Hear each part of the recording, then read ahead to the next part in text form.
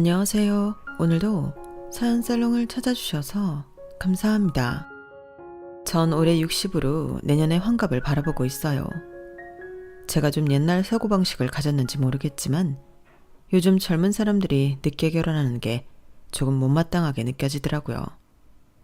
안정적인 기반을 만들어야 한다는 건 동의하지만 사실 그 안정적인 기반이라는 것 자체가 살아보니 끝이 없다는 걸 알았으니까 더 그렇겠죠. TV에서 요즘 젊은 사람들이 결혼도 안 하려고 아이도 안 낳으려고 한다는 걸 볼 때마다 답답하기도 하고 조바심이 났던 게 사실이에요. 저에겐 딸이 하나 있는데 제 딸도 제 바램과 다르게 비혼을 선언할까봐 그랬던 것 같아요. 제 자랑 같아서 이런 말 하긴 그렇지만 제 딸은 어릴 때부터 아역 배우 시키라고 주위에서 권유할 만큼 정말 예쁘게 생겼거든요. 저도 모르게 학교 대표로 뽑혀서 중학교 때는 학교 광고 책자 모델이 된 적도 있을 정도니까요. 그런 딸이 대학을 졸업하고 30살이 가까워질 때까지 이렇다 할 연애도 안 하고 공부에 재미를 붙였으니 더 그랬던 것 같아요. 그래서 좋은 혼처가 나타났을 때 어떻게든 결혼으로 이어졌으면 좋겠다고 욕심도 냈고요. 다 지나 결과를 봤을 땐 그게 화근이었던 것 같네요. 뭐든 다 때가 있는 법인데 제가 너무 서툴렀던 게 딸에게 아픈 상처가 된 건 아닌지 싶은 거죠. 다행히 털털한 성격 덕분에 훌훌 털어버리고 자기 일에 매진하네요. 어떻게 가끔 사연으로 듣던 말도 안 되는 일이 저와 제 딸에게 일어날 수 있었는지 지금 생각해도 참 어이없던 일이 있었네요. 남들이 보면 힘들겠다 싶을 수도 있지만 저는 100명이 넘는 직원을 둔 중소기업을 20년 가까이 운영해왔어요. 사실 처음부터 제가 경영을 한 건 아니었죠. 남편이 먼저 세상을 떠나기 전까진 저는 그저 남편 뒷바라지하며 사무 업무나 조금 도와주는 정도였으니까요. 그런데 남편이 예기치 못한 교통사고로 세상을 뜨면서 상황이 확 달라지게 되었죠. 딸아이가 11살밖에 안 됐을 때였는데 보험금과 남편이 남긴 사업체 말고는 달리 돈 나올 구석이 없었어요. 그래서 도망치듯 회사를 정리해버릴까 싶기도 했는데 막상 남편의 흔적이 깃든 곳이라 쉽사리 포기하기가 힘들더라고요. 결국 이왕 이렇게 된 거 내가 지켜내보자 싶어서 부딪혔어요. 회계부터 생산관리까지 모르는 게 많아서 처음엔 눈물도 콧물도 다 쏟았지만 다행히 주변에서 도와주는 분들이 많았네요. 그렇게 몇 년을 버티다 보니 어느새 회사가 제 손에 잘 자리 잡게 되더라고요. 딸도 그 사이에 잘 자라줬죠. 지금은 경영학 박사과정을 밟고 있는데 공부만 붙들고 있어서 가끔은 안쓰럽기도 해요. 결혼 얘기는 남들보다 훨씬 늦게 시작하나 싶어 제가 속으로 조바심을 좀 내었던 것 같아요. 주변에서 딸 시집 안 보낼 거냐고 하면 괜히 마음이 싱숭생숭했거든요. 그런 생각을 갖던 사건이 터졌어요. 나름 회사가 안정적이라고 생각했는데 주요 거래처 하나가 부도를 내버렸던 거예요. 무려 10억 원짜리 채권이 날아갈 처지라 가슴이 덜컥 내려앉았어요. 이러다 직원들 월급도 밀리는 거 아닌가 하는 생각에 밤잠을 설치게 되더라고요. 결국 지인에게 조언을 구했더니 믿을 만한 변호사가 한 명 있다고 소개해주겠다고 했어요. 그 말만 듣고 일단 만나보자는 마음으로 제가 먼저 전화를 걸었죠. 그리고 며칠 뒤 회사 근처 카페에서 처음으로 그 변호사를 만나게 됐어요. 안녕하세요. 전화 주신 분이 대표님이시죠? 저는 법무법인 땡송의 정태준입니다. 네, 제가 전화한 사람 맞아요. 실력 있다고 들었는데 생각보다 나이가 어려 보이세요. 칭찬 감사합니다. 올해 35이에요. 그런 말은 자주 듣는데 경력은 제법 쌓였으니까 걱정 마세요. 아니요. 너무 젊어서 싱싱해 보인다는 거지 못 믿겠다는 건 아니에요. 근데 제가 지금 상황이 급해요. 거래처 하나가 부도가 나서 10억 정도 못 받게 생겼어요. 변호사님이 이거 어떻게 해볼 수 있나요? 일단 계약서나 세금 계산서 같은 자료를 다 봐야 해요. 부도 회사의 재산 상태나 은닉 가능성도 확인해야 하고요. 시간을 조금이라도 단축해야 채권 회수 확률이 높아져요. 제가 혹시 몰라 문서 정리를 해오긴 했는데 더 필요한 자료가 있다면 당장 자료 남겨줄 테니 변호사님이 좀 꼼꼼히 챙겨봐줘요. 우선 살펴보겠습니다. 부도업체 재산 파악만 제대로 되면 압류나 가압류 신청을 할 수 있거든요. 긴급사항이라 신속히 진행해 볼게요. 네, 잘 부탁드려요. 10억이면 사실 적은 돈이 아니라. 그럼요, 최선을 다하겠습니다. 소송 준비하면서 추가로 필요한 자료나 참고할 사항이 있으면 바로 연락드리겠습니다. 소개로 만난 변호사가 너무 어려 보여 걱정했는데 생각보다 나이가 있더라고요. 첫인상도 꽤 괜찮았죠. 무조건 호언장담만 하는 사람도 아니고 질문 하나하나에 진지하게 대답해 주더라고요. 제가 예전부터 변호사 몇몇을 접해봐서 아는데 말만 번지르르 하고 실제로는 허술한 경우가 의외로 많았거든요. 아무래도 법조계 어렵다는 편견이 있다 보니까 거들먹거린다고 해야 하나? 하여튼 그런 식으로 답변 주는 변호사가 생각보다 덜어 있었는데 정 변호사는 그렇지 않았죠.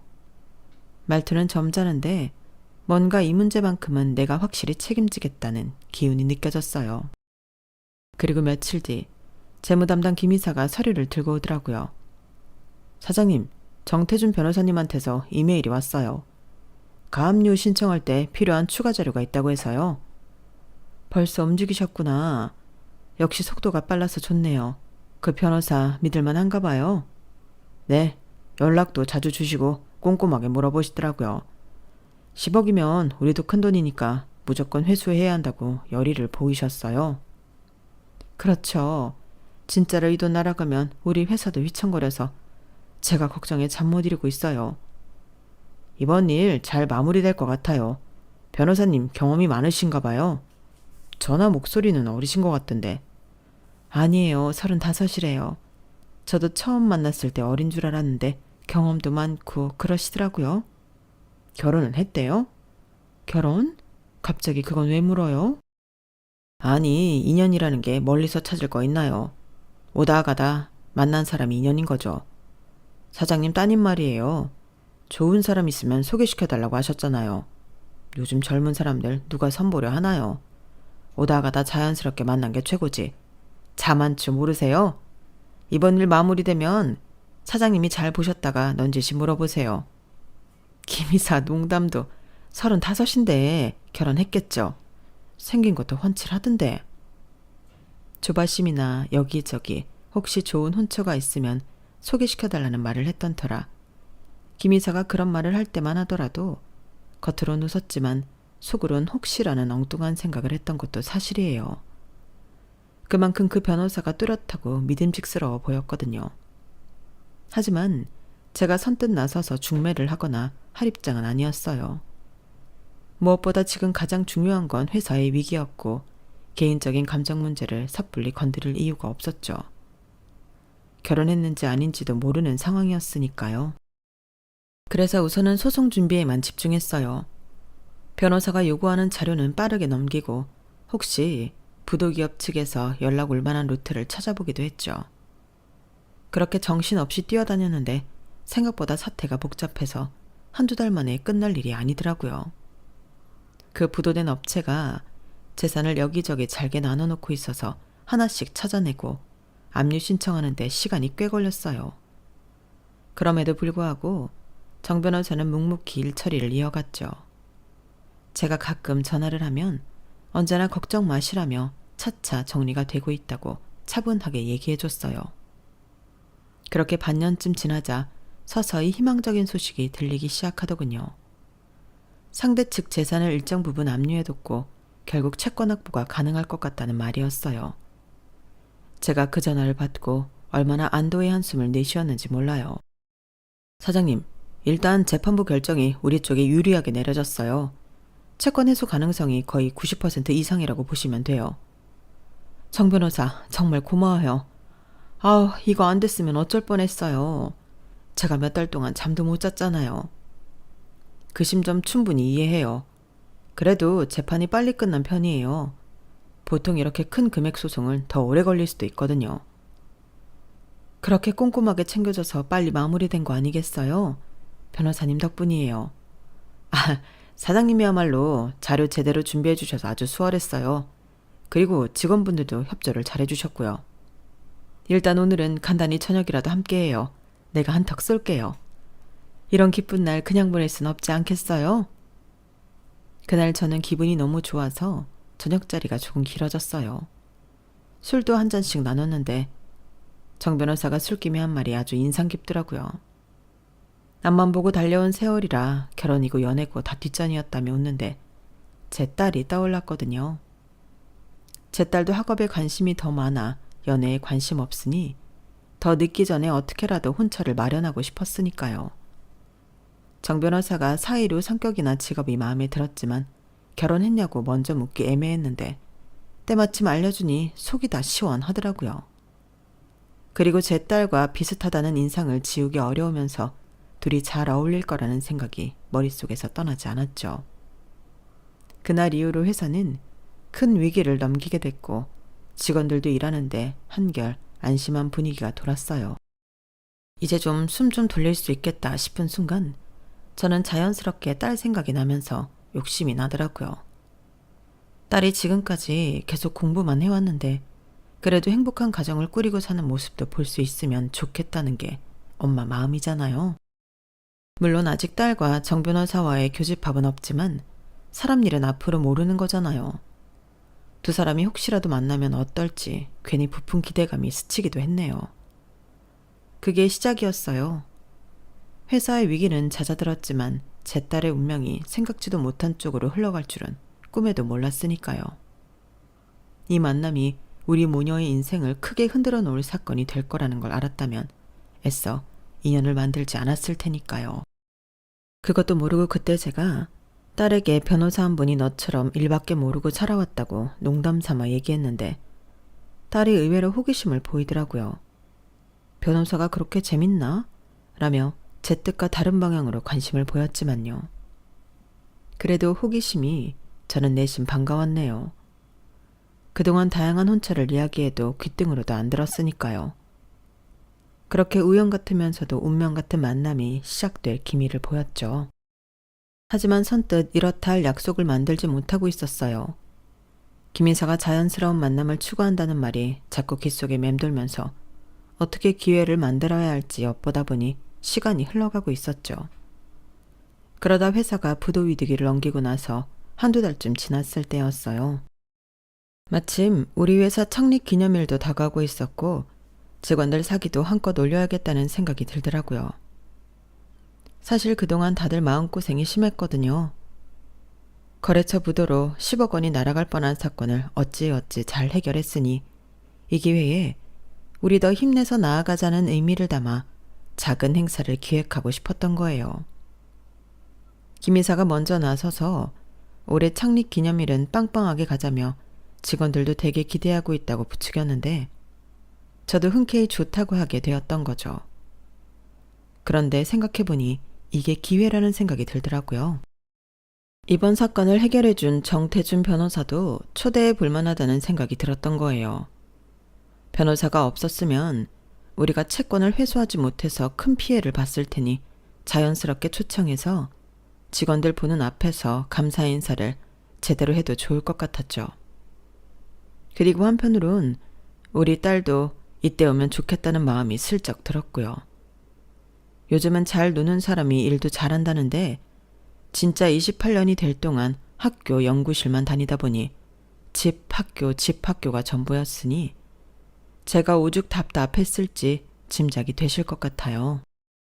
앞서 잠깐 언급했지만 외모가 또 예쁘다 보니 호기심 삼아 대시하는 남자들이 많아서 더 그랬던 것 같아요.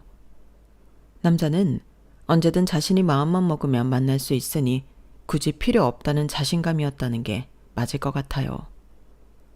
혹시 제가 너무 조바심을 내는데 그럴 필요 없다고 생각하시는 분들이 계실 것 같아 제 개인적인 생각을 덧붙이자면 뭐든 때가 있는 것 같았기 때문이에요. 아이를 낳고 키우는데 너무 늦으면 체력도 부족하고 아이와 함께 보내는 시간이 전체적으로 짧아지니까요.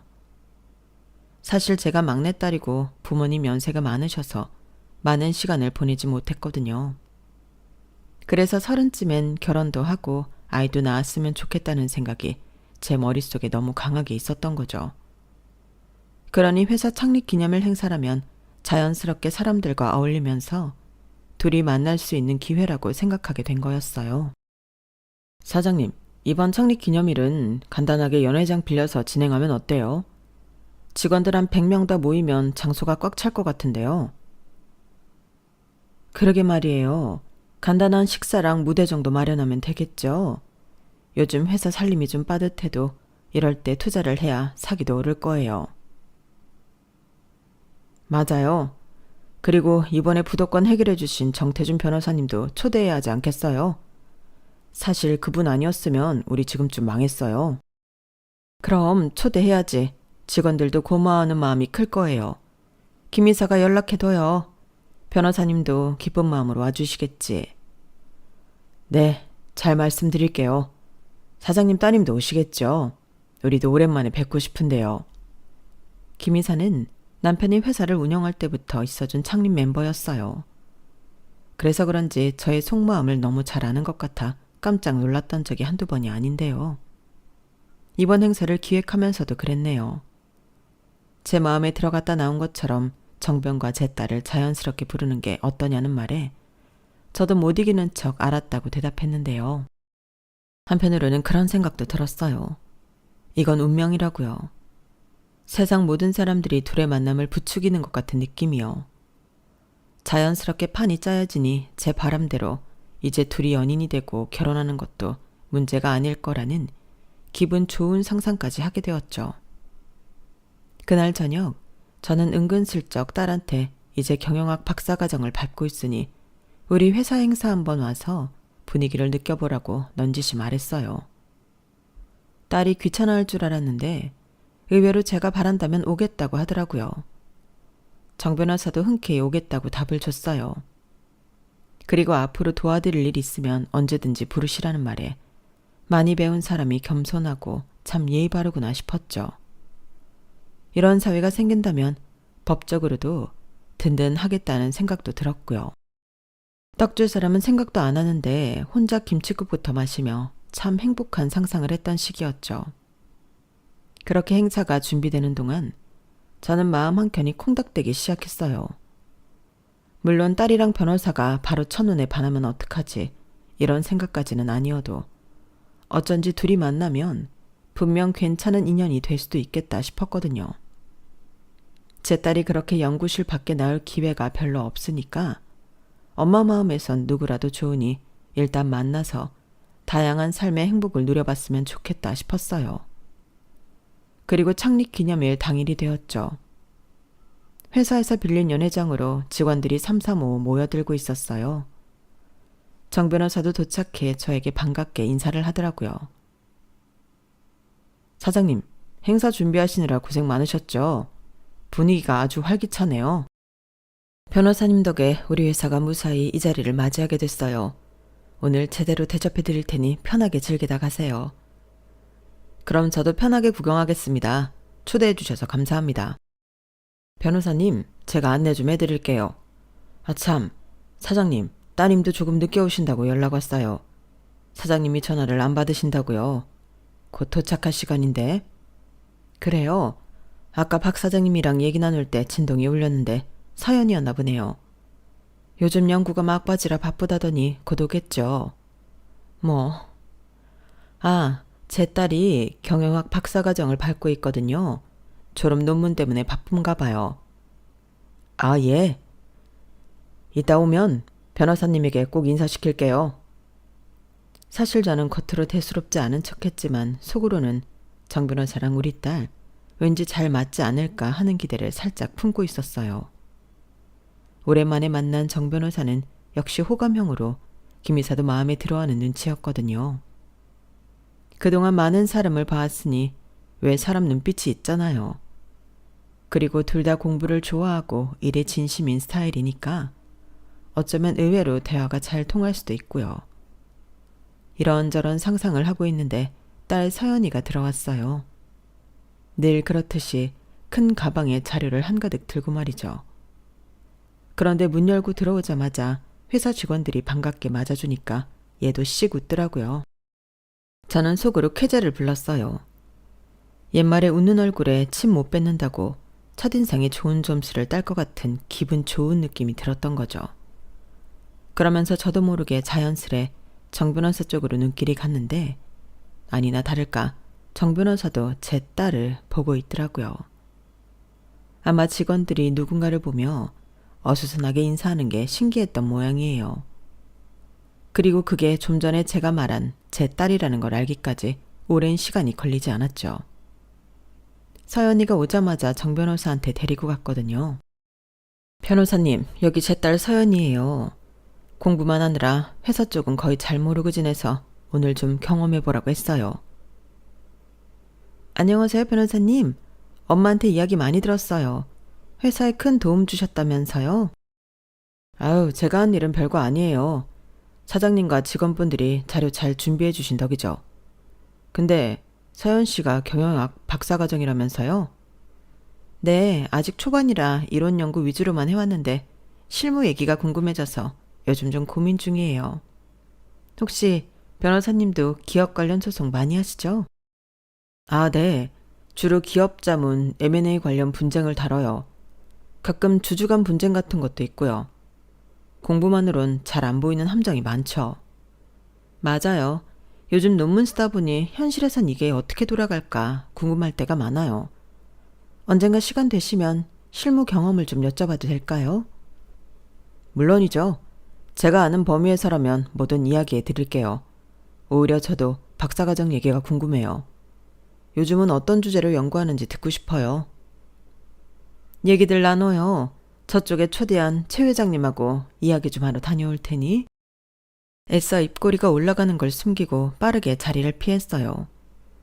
생각지도 않게 둘이 적극적으로 대화를 오가는데 이게 운명인가 싶더라고요. 그리고 내심 우리 딸이 사회성은 있구나 싶은 생각도 들었어요. 쭈뼛쭈뼛 이야기는 해보지도 못할 것 같았는데 자연스럽게 대화 주제를 잡아가는데 괜히 제가 결혼을 걱정했구나 싶을 정도였으니까요. 처음 만난 자리에서부터 딸이 변호사에게 이것저것 물어보고 변호사도 친절하게 대답해주는 걸 보니까 조금 흐뭇했어요. 생각 이상으로 호기심을 보이는 걸 보니 역시 관심 분야가 비슷하면 대화가 트이는구나 싶더라고요. 행사가 꽤 길어졌는데 서연이는 처음부터 끝까지 자리를 지켰어요. 중간중간 정 변호사랑 또 다른 회사 간부들과 이야기를 주고받으면서 평소보다 훨씬 적극적으로 행동하더라고요. 그 모습 보면서 죄책감이 틀리지 않길 바랬어요. 단순히 공부에 관한 이야기가 아니라 둘이 남녀로의 호감을 느끼길 바라면서요.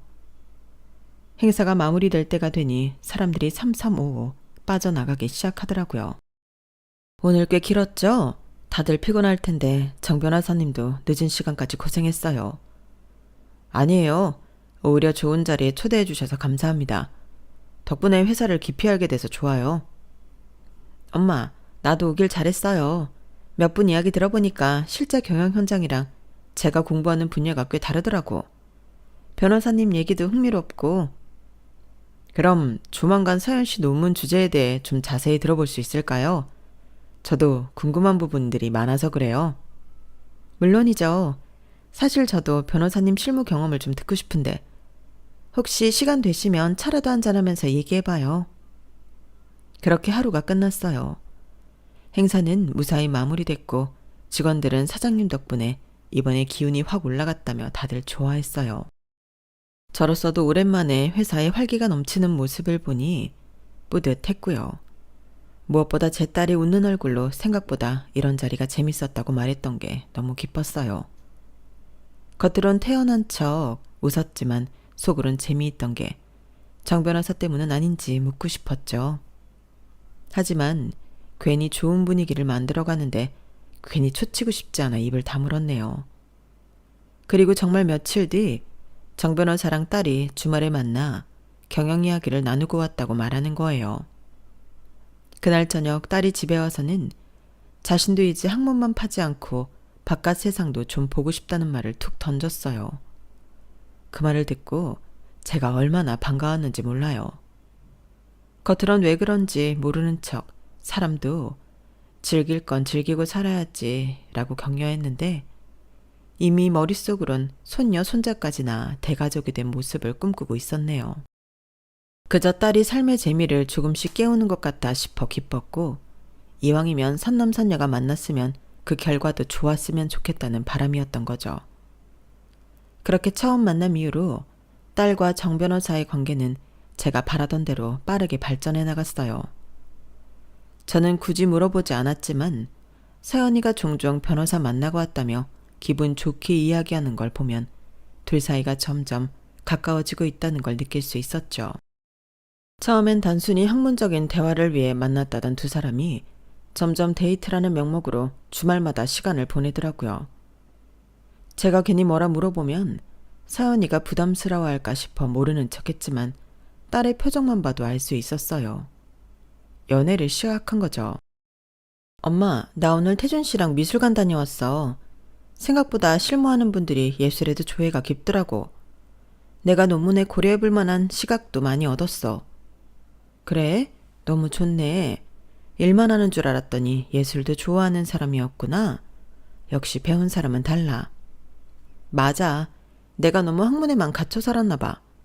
태준 씨 덕분에 다양한 경험을 하게 되는 것 같아. 딸이 변호사 이름을 부를 때마다 정 변호사가 아니라 태준 씨라고 부르는 걸 들으면서 저는 속으로 웃음을 참느라 애를 썼어요. 서연이가 누구에게 그렇게 친근하게 이름을 부르는 모습은 처음 봤거든요. 그렇게 두 사람이 만난 지 6개월쯤 되었을 때였어요. 어느 날 서연이가 집에 들어오더니 제 앞에 앉아 심각한 표정을 지었어요.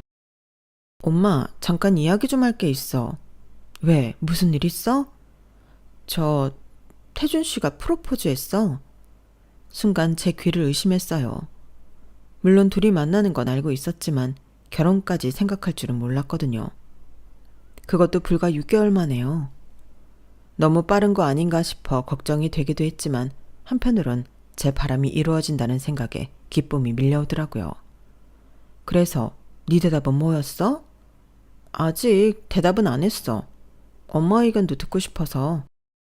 글쎄, 엄마가 뭐라 말해줄 수 있을까. 너희 둘의 문제니까. 하지만 정 변호사는 좋은 사람 같아 보이긴 해. 너랑도 대화가 잘 통하고. 그래도 결혼은 평생의 일이니까 너무 서두르지는 마. 서연이는 잠시 생각에 잠기더니 미소를 지었어요. 사실 나도 태준 씨가 정말 좋아. 단순히 똑똑하고 일 잘하는 것뿐만 아니라 내 이야기를 진심으로 들어주고 존중해주거든. 나도 결혼하고 싶어.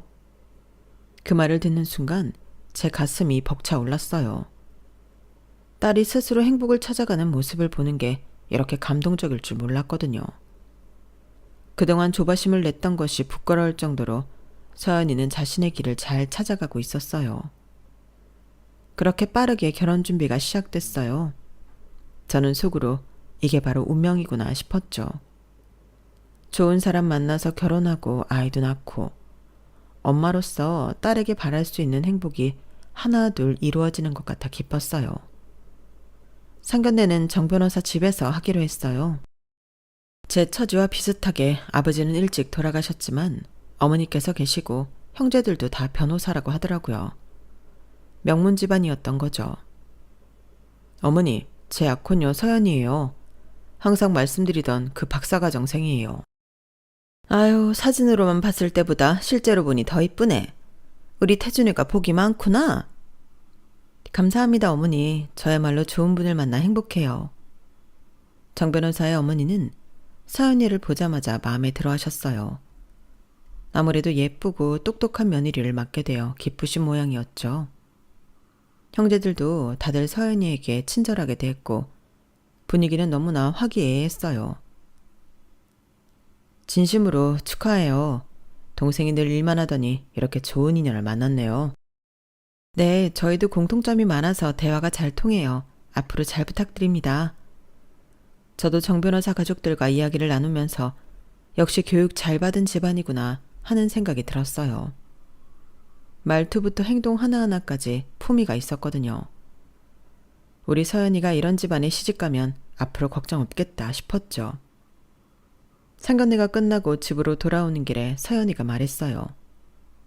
엄마, 어땠어? 태준 씨네 가족들. 다들 너무 좋아 보이더라. 특히 너한테 잘해주시는 것 같아서 엄마는 안심이 됐어. 정말? 다행이야. 나도 처음엔 조금 긴장했는데 이야기해보니까 편안하더라고. 어머님도 나한테 많이 호감을 보여주셔서 고마웠어. 그날 밤 저는 오랜만에 편안한 마음으로 잠이 들었어요. 딸의 앞날이 밝아 보였거든요. 모든 게 너무 순조롭게 진행되어서 이런 행복이 계속될 거라 믿었죠. 그런데 다음날 아침 핸드폰에 문자 한 통이 도착했어요. 낯선 번호였어요. 무슨 광고인가 싶어 열어봤는데 문자 내용을 보는 순간 가슴이 덜컥 내려앉았어요. 이 결혼 절대 하시면 안 돼요? 무슨 소리지? 당황스러워서 몇 번이나 다시 읽었어요. 혹시 누군가의 장난이거나 스팸 문자가 싶기도 했지만 어제 상견례를 했다는 걸 알고 보낸 걸까 싶은 생각이 들었어요. 그 전까진 결혼에 대한 이야기가 오갔던 것도 없었고 본격적인 결혼 준비가 시작된 건 바로 어제 이후니까요. 몇 번 더 확인해 보니 분명 어제 상견례 후에 보낸 문자 같았어요. 문자로 보낸 번호로 바로 전화를 걸어봤지만 신호음만 길게 울리고 받지 않더군요. 왠지 모르는 불안한 마음에 다시 문자를 보냈죠. 누구세요? 무슨 말씀이신지 설명해 주시겠어요? 하지만 답장은 오지 않았어요. 이런 황당한 상황이 처음이라 어찌해야 할지 도무지 감이 잡히지 않더군요. 서연이에게 말해야 할까 아니면 그냥 무시해야 할까 머릿속이 복잡했죠. 그 문자를 받고 나니 마음이 심란했어요. 서연이가 알게 되면 걱정할까봐 말해주고 싶지는 않았지만 이런 일을 혼자 사귀기는 너무 벅차더라고요. 머릿속으로 아무리 생각해도 방법이 떠오르지 않았어요. 결국 초등학교 동창인 영철이에게 전화를 했어요. 영철이는 30년 경력의 택시 기사였거든요. 사람 사는 이야기를 많이 보고 들었을 테니 조언을 구해보고 싶었던 거죠. 여보세요? 영철아, 나 미경이야. 미경이? 오랜만이네. 무슨 일이야? 있잖아, 좀 고민이 있어서. 그렇게 시작된 통화에서 저는 모든 상황을 다 털어놓았어요. 딸이 변호사와 만나서 결혼하기로 했는데 갑자기 이상한 문자가 왔다는 이야기까지요. 고민할 거 뭐 있어. 뒤를 밟아봐. 며칠만 따라다니면 답은 나와. 뒤를 밟아? 그게 말이 되니? 택시 운전하면서 그런 경우 많이 봤어. 부부싸움부터 바람피는 남편, 와이프가 찾아오는 경우도 있고. 안 믿어지면 내가 도와줄게. 며칠만 내 차 타고 따라다녀 보자고. 평소엔 절대 안 했을 일이지만 딸의 앞날이 걸린 문제라 생각하니 영철이의 제안을 받아들이게 됐어요. 다음 날부터 영철이의 택시를 타고 정 변호사의 사무실 근처에서 기다리기 시작했죠. 저기 봐. 저 검은색 수트 입은 사람이 정 변호사야. 겉보기엔 괜찮아 보이는데. 그게 문제야. 너무 좋아 보여서. 이런 문자가 오는 게 수상하잖아. 누가 보냈는지 모르지만 괜히 보냈을 리 없고. 첫날은 그저 사무실에서 집으로 가는 일상적인 모습만 봤어요. 둘째 날에는 서연이와 식사하러 가는 모습도 봤고요. 셋째 날까지 특별한 건 없었어요. 정 변호사의 생활은 너무나 심플했어요. 집, 서연이와의 데이트, 운동, 일 관련된 만남뿐이었죠. 미경아, 우리 그만할까? 벌써 3일째 봐도 이 사람은 특별한 게 없는 것 같은데 보통 하루만 따라가도 딱 나오는데 괜히 누가 질투한 것 같네. 그렇지. 나도 내가 너무 한심하다는 생각이 들어. 어디 술자리를 가는 것도 아니고. 그래, 그만하자. 영철이의 말에 수긍하며 이왕 만난 김에 오늘을 마지막으로 하자고 마음먹었어요. 저녁이 되고 정 변호사가 사무실에서 나왔을 때 저는 이제 정말 지쳐 있었어요. 3번이나 미행했는데 아무것도 발견하지 못했으니까요. 그런데 정 변호사가 퇴근 후 집 방향이 아닌 다른 곳으로 가는 거예요. 저기 봐봐. 오늘은 방향이 다른데? 갑자기 가슴이 쿵쾅거리기 시작했어요. 단순한 호기심을 넘어 불길한 예감이 들었죠. 약속 있겠지. 영철이가 택시를 몰아 조심스럽게 따라갔어요.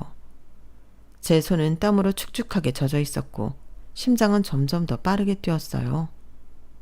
정 변호사는 우리 동네와는 다른 방향의 아파트 단지로 들어갔고 우리는 적당한 거리를 두고 지켜봤죠.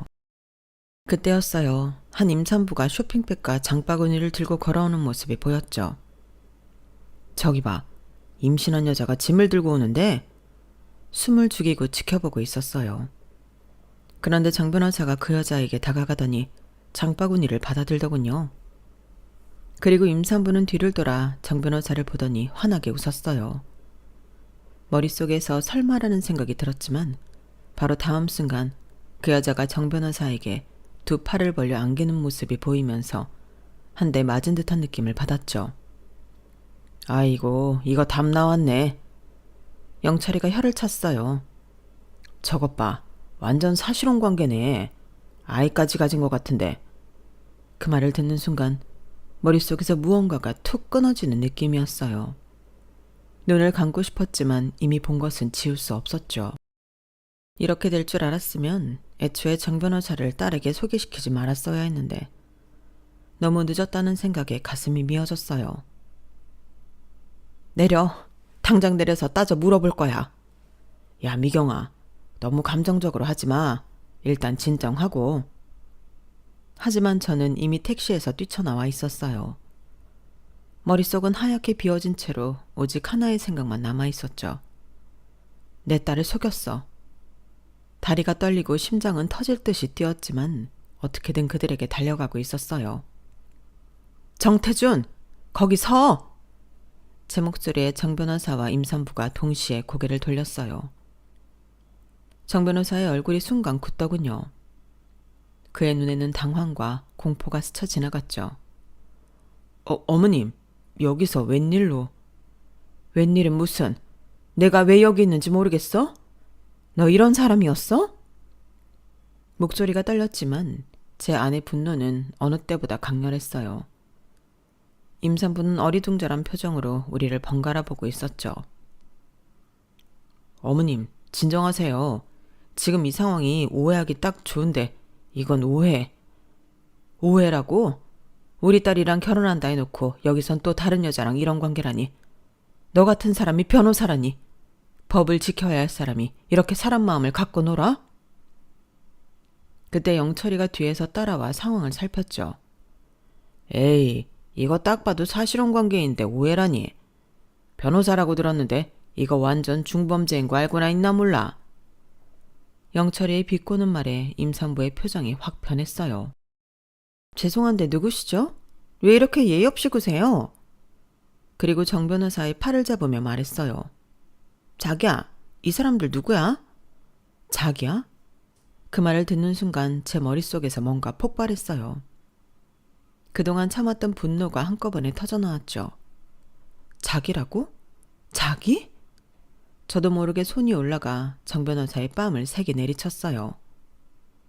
그의 얼굴이 옆으로 획 돌아갔어요. 이 나쁜 놈. 이렇게 처자식까지 있는 사람이 감히 내 딸에게 접근했어? 너 양심은 어디 두고 다니는 거야? 내 딸이 뭐 장난감이야? 하늘이 무섭지도 않아. 정 변호사는 얼굴을 붉히며 변명하려 했어요. 어머님, 이건 정말 오해입니다. 제가 설명할 수 있어요. 뭘 설명해? 다 봤어. 이 여자 뱃속에 아이까지 있잖아. 그럼 말 다 한 거 아니야? 이 여자가 이 여자 입으로 자기라고 말했잖아. 뻔한 거 아니냐고. 그런데 오해? 그래, 문자. 이 문자 당신이 보낸 거지? 저는 핸드폰을 열어 문자를 보여주며 그 여자에게 말했어요. 임산부는 당황한 듯 했지만 곧 정 변호사를 감싸며 말하더군요. 그래요. 저희는 5년째 함께 살고 있어요. 하지만 태준이가 갑자기 다른 여자랑 결혼한다고 해서 저도 정말 놀랐어요. 당신 딸이 불쌍할 뿐이에요. 그 말에 저는 더 화가 났어요. 손이 떨려왔고 눈에서는 화가 치밀어 오르는 걸 고스란히 느꼈죠. 5년이라고? 그럼 우리 딸을 만나는 6개월 내내 이중 생활을 한 거야? 정 변호사, 당신은 법을 다루는 사람이 이렇게 뻔뻔하게 거짓말을 하고 다니는 거야? 법정에서도 이런 식으로 거짓말했던 거야? 정 변호사는 눈을 내리깔며 말했어요. 어머님, 복잡한 사정이 있었어요, 제가. 그때 영철이가 앞으로 나서서 정 변호사의 멱살을 잡았어요. 이 못된 놈, 네가 어떻게 이런 짓을 할 수 있어? 너 같은 놈한테 법을 맡겼다니 우리나라 법조계는 어떻게 된 거야? 법을 지키는 위치에 있는 사람이 이렇게 사람 인생을 가지고 장난치다니 정말 염치라고는 찾아볼 수가 없네. 영철이의 말에 정 변호사는 얼굴이 하얗게 변했어요. 임산부는 놀랐는지 뒤로 물러섰고요. 당신 변호사 자격증 반납하는 게 좋겠어. 이런 인간이 남의 인생 문제를 맡아 해결해 준다는 게 말이 돼? 내가 너 윗사람들한테 다 알려줄 거야. 그리고 내 딸에게서 당장 손 떼. 쓰레기야. 그날 저녁 저는 영철이의 택시를 타고 집으로 돌아왔어요. 머릿속이 너무 복잡해서 한동안 말도 제대로 나오지 않았죠. 눈앞에서 본 충격적인 장면을 어떻게 딸에게 전해야 할지, 이런 끔찍한 진실을 알게 된 서연이가 무너지진 않을지 걱정이 앞섰어요. 미경아, 괜찮아? 너무 충격받은 것 같은데. 영철이가 걱정스러운 눈빛으로 물었어요. 어떻게 괜찮을 수 있겠어. 우리 딸 인생이 걸린 문제인데. 그 나쁜 놈, 어떻게 저럴 수가 있지? 그것도 법을 다루는 사람이. 세상에 별 사람 다 있어. 법을 지키는 사람이 오히려 더 교묘하게 법망을 피해가는 경우도 많아. 그래도 다행이야. 결혼 전에 알게 돼서. 집에 도착하자 서연이는 아직 들어오지 않은 상태였어요. 어쩌면 다행인지도 모르겠다는 생각이 들었죠. 조금 더 마음을 정리할 시간이 필요했으니까요. 영철아, 고마워. 오늘 네가 아니었으면 어떻게 됐을지 모르겠다. 괜찮아. 친구 좋다는 게 뭐 이럴 때 아니면 언제 쓰겠어? 서연이한테 말할 때 내가 옆에 있어줄까? 아니, 이건 내가 직접 해야 할 것 같아. 모녀간에. 영철이가 돌아가고 저는 거실 소파에 앉아 어떻게 서연이에게 이 사실을 알려줄지 고민했어요. 그때 현관문이 열리는 소리가 들렸죠. 엄마, 나왔어. 서연이가 환한 얼굴로 들어왔어요. 오늘따라 더 행복해 보이는 딸의 모습에 마음이 더 아팠죠. 어? 엄마 얼굴이 왜 그래? 무슨 일 있었어? 서연아, 앉자. 엄마가 할 말이 있어. 서연이는 의아한 표정으로 제 옆에 앉았어요. 저는 어디서부터 이야기를 시작해야 할지 몰라 잠시 침묵했죠. 엄마, 무슨 일이야? 걱정되게. 서연아, 정 변호사에 대해 엄마가 알게 된 게 있어. 그 말을 시작으로 저는 모든 것을 털어놓았어요. 의문의 문자부터 영철이와 함께 정 변호사를 미행한 일, 그리고 오늘 본 충격적인 장면까지요. 서연이의 얼굴이 점점 창백해지는 것이 보였어요. 그럴 리가 없어. 태준 씨는 그런 사람이 아니야. 분명 오해가 있을 거야. 엄마도 그랬으면 좋겠다. 하지만 직접 봤어. 그 여자가 태준이를 자기라고 부르는 것도 들었고, 그 여자 말로는 5년째 같이 살고 있대. 그리고 임신까지. 서연이의 눈에서 눈물이 흘러내렸어요. 처음에는 조용히 흐리던 눈물이 곧 흐느낌으로 바뀌었죠. 태준 씨가 나한테 자기는 독신이라고 했어. 과거에 만나던 사람이 있었지만 나를 만나면서 다 정리했다고. 딸의 말을 듣자 더 화가 치밀었어요. 뻔뻔하게 거짓말까지 했다니 정말 용서할 수 없었죠. 그 여자가 누구냐고 물었을 때도 그냥 오래전 헤어진 사람이라고만 했어. 그래서 더는 묻지 않았는데 설마 임신한 사실혼 관계였을 줄은. 서연이의 흐느낌이 더 커졌어요. 저는 딸을 꼭 안아주었죠.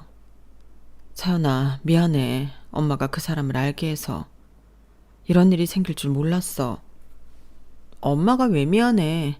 오히려 엄마 덕분에 알게 됐잖아. 평생 속고 살 뻔했어. 서연이는 한동안 저의 품에 안겨 울었어요. 그리고 조금 진정이 되자 고개를 들었죠. 엄마, 이 일은 내가 직접 정리할게. 태준 씨한테 전화할 거야. 괜찮아?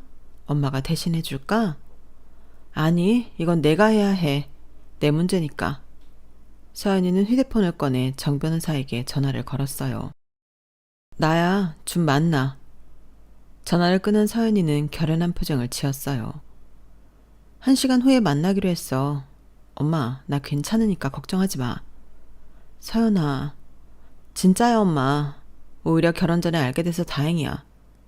그리고 고마워. 엄마가 아니었으면 평생 눈 뜨고 속을 뻔했어. 서연이는 씻고 옷을 갈아입은 뒤 약속 장소로 향했어요. 저는 그 뒤를 몰래 따라가고 싶은 충돌이 들었지만 딸을 믿기로 했죠. 서연이는 이제 자신의 문제를 스스로 해결할 수 있는 어른이었으니까요. 그날 밤 서연이가 돌아왔을 때 그 아이의 얼굴은 피곤했지만 어딘가 홀가분해 보였어요. 어떻게 됐어? 저는 조심스럽게 물었어요. 다 끝났어, 엄마. 만나자마자 바로 물었어. 임신한 여자친구가 있냐고. 처음엔 오해라더니 거짓말하지 말라고 말하니까 결국 인정했어. 그래서 뭐라고 하든 자기는 그 여자랑 헤어지려고 했대. 나를 진심으로 사랑하게 됐고 그 여자한테는 감정이 식었다나. 근데 갑자기 그 여자가 임신했다는 걸 알게 됐대. 그래서 고민하면서 끌려다니는 중이었대. 뻔뻔하기는. 그럼 너한테는 언제 말할 생각이었대? 결혼 전에 다 털어놓을 생각이었다나. 근데 믿을 수가 없더라. 변호사라는 사람이 그렇게 뻔뻔한 거짓말을 하다니. 뱃속에 자기 자식도 있는데 감정이 식었다면서 저울질이나 하고 있고. 서연이는 잠시 말을 멈추고 깊은 한숨을 내쉬었어요. 얼마나 비열하고 이기적인 사람인지, 두 여자 사이에서 어떻게 그럴 수 있었는지. 당연히 우리 사이는 끝났다고 확실히 말했어. 우리 딸 정말 어른이 됐구나. 엄마 덕분이야. 사실 태준 씨 말대로 미리 알려줬으면 어떻게 했을지 모르겠어. 아마도 신중하게 생각해보자며 기회를 줬을지도 몰라. 근데 직접 그 장면을 목격한 엄마의 이야기를 듣고 나니 더 이상 미련이 없더라. 저는 서연이를 꼭 안아주었어요. 딸이 이렇게 현명하게 상황을 받아들이다니 정말 기특했죠. 엄마는 네가 정말 자랑스러워. 그리고 미안해. 엄마가 조바심을 내서 너한테 정 변호사를 소개했으니까. 아니야 엄마. 이건 내 선택이었어. 그리고 지금 생각해보면 태준 씨는 엄마와 회사를 노린 것 같아. 나보다는. 그 말에 마음이 더 아팠어요. 우리 딸이 순수한 마음으로 사랑했는데 상대는 그런 계산을 했다니. 며칠 후 법조계에 정 변호사에 대한 소문이 퍼지기 시작했어요. 의뢰인과 의뢰인의 딸을 동시에 속였다는 이야기가 알려지면서 그의 평판이 크게 나빠졌다고 해요. 물론 저나 서연이는 직접 소문을 내진 않았지만 아마도 법원 내부에서 누군가에 의해 알려진 것 같았어요. 정 변호사의 사실혼 관계도 결국 깨졌다는 소식도 들렸어요. 그 여자가 정 변호사의 이중 생활을 완전히 알게 되면서 더 이상 함께할 수 없다고 판단했다고 해요. 임신한 상태에서 그런 배신을 당했으니 얼마나 큰 충격이었을까 싶었죠. 그렇게 3개월 정도 지났을 때 서연이의 모습이 달라지기 시작했어요. 예전의 활기를 되찾았고 논문 작업에도 열중하는 모습이 보였죠. 엄마, 생각해보니까 이번 일이 오히려 좋은 경험이 된 것 같아. 그래? 어떤 점에서? 내가 너무 학문에만 빠져 살다 보니 사람 보는 눈이 없었던 것 같아.